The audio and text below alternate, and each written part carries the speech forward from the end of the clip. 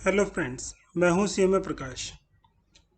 आज हम जानेंगे कि मिनिस्ट्री ऑफ फाइनेंस ने क्या सर्कुलर जारी किया था 24 जून 2020 को, जिसके अंतर्गत extension of various time limit under direct tax उन्होंने बोला है। तो आइए जानते हैं कौन कौन सी एक्सटेंशन हुई है various time limit under direct tax. तो मिनिस्ट्री ऑफ फाइनेंस ने डिक्लेयर किया, पोस्ट किया था 24 जून 2020 को, extension of various time limits under direct tax and बेनामी लॉज।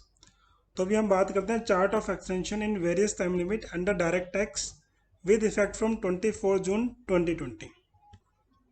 अगर हम इसके अंदर पहले बात करें, इसके अंदर आता है original and revise income tax return for financial year 2018-19, यानी जिन्होंने ओरिजिनल और revise return income tax return financial year 2018-19, 2018-19 का मतलब हो गया अप्रैल 2018 से मार्च 2019 तक, जो लोगों की डेट है वो फाइल करने की 31 जुलाई 2020 डेट एक्सटेंड कर दी है उन्होंने की।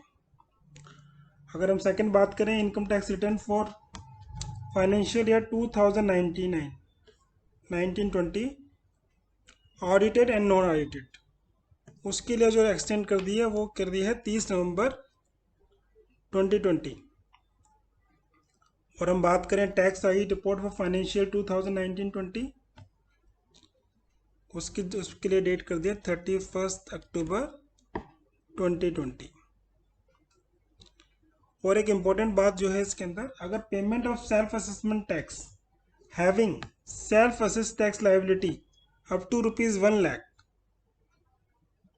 तो उस केस के अंदर रिटर्न की जो डेट एक्सटेंड की है वो 30 नवंबर 2020 है। लेकिन इसमें एक जो पॉइंट निकल के आता है, इन्होंने लिखा कि self assess tax liability up to ₹1 lakh, लेकिन अगर 1 लाख से ऊपर है तो उस केस के अंदर क्या होगा। तो उन्होंने एक नोटिफिकेशन जारी किया है, इसमें लिखा है कि no extension in due date of payment of self assessment tax having self assess tax liability more than ₹1 lakh and delayed payment would attract interest under section 234A as per IT Act। इसका मतलब ये है कि extend जो date extend की है वो तो 30 नवंबर हो गई है, लेकिन अगर आपकी tax liability more than ₹1 lakh है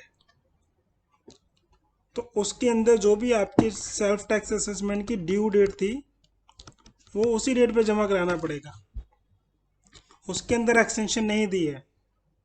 यानी सेल्फ असेसमेंट की जो ड्यू डेट थी वो सेम है, उसके अंदर कोई चेंज नहीं है, आपको उसी लिमिट तक, अगर आपकी टैक्स लाइबिलिटी ₹1 लाख से ऊपर है तो जमा कराना पड़ेगा। अगर आप उस ड्यू डेट के बाद जमा कराते हैं तो उसके अंदर अंडर सेक्शन 234A के अंतर्गत आपको इंटरेस्ट पे करना पड़ेगा। और दूसरी बात आती है various payment of claiming deduction under chapter 6AB section ATC ATD ATC of income tax. तो उन्हों के लिए एक्सटेंड डेट आपकी इन्वेस्टमेंट की डेट बढ़ा के, क्योंकि इन्होंने एक्सटेंड डेट बढ़ाई है 30 नवंबर, तो ये पहले 31 मार्च हुआ करती थी, उसे एक्सटेंड करके उन्होंने 31 जुलाई 2020 कर दिया।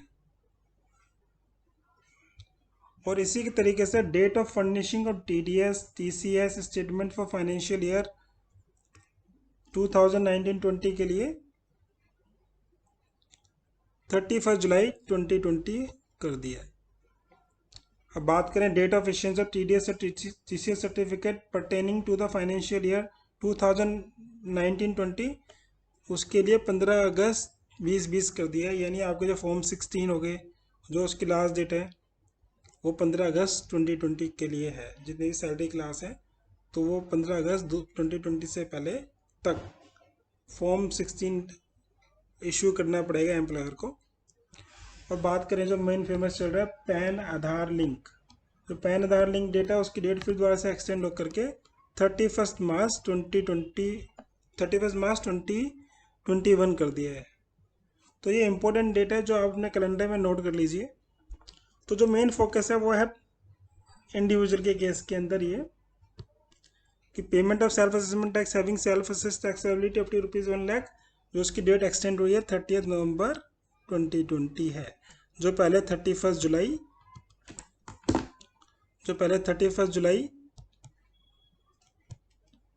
2020 हुआ करती थी, जो एक्सटेंड होकर 30 नवंबर 2020 हो गई है। तो ये इम्पोर्टेंट डेट है, ये आप अपने कैलेंडर में नोट कर लीजिए। और अब जो मेरा नेक्स्ट वीडियो आएगा उसके अंदर मैं बताऊंगा आपको कि ITR 1 ऑनलाइन कैसे फाइल कर सकते हैं, उसका पूरा डैशबोर्ड, उसकी सारी डिटेल मैं आपको उसके अंदर समझाऊंगा। तो आप मेरे नेक्स्ट वीडियो का इंतजार कीजिए, मैं जल्द ही आपको बनाकर पेश करता हूँ ताकि उसके अंदर आप आराम से जान सकें कि कैसे ऑनलाइन रिटर्न आप फाइल कर सकते हैं। Thank you for watching. अगर आपको मेरा वीडियो पसंद आया हो तो मेरा चैनल सब्सक्राइब करें, लाइक करें, शेयर करें। Thank you.